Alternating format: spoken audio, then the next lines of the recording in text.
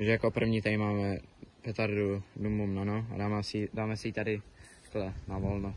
Dáme si také všechny petardy a pak je budeme dávat někam. Takže tohle byla Dumum Nano. Jako další tady máme Dumum Mikro.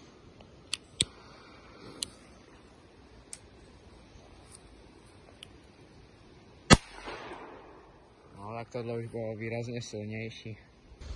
Jako další tady máme petardu Devil.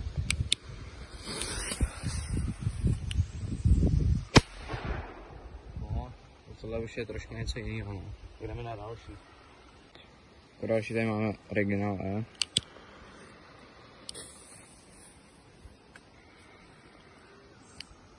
A i se zábleskem.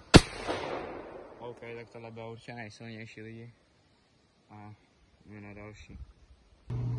A ještě jsem tady lidi zapomněl dát mini bombku, je to ještě stará výroba 2016, takže tohle uvedeme na.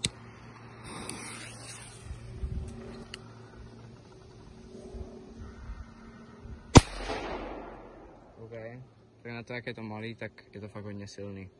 Tak a teďka si dáme tady Original E do pařezu, tak jdeme na to.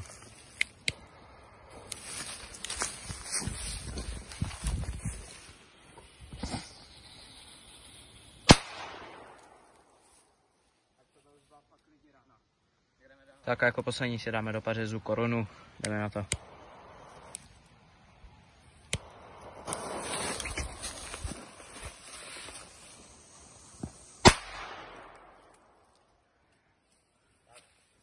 tohle je lidi pro dnešní video všechno.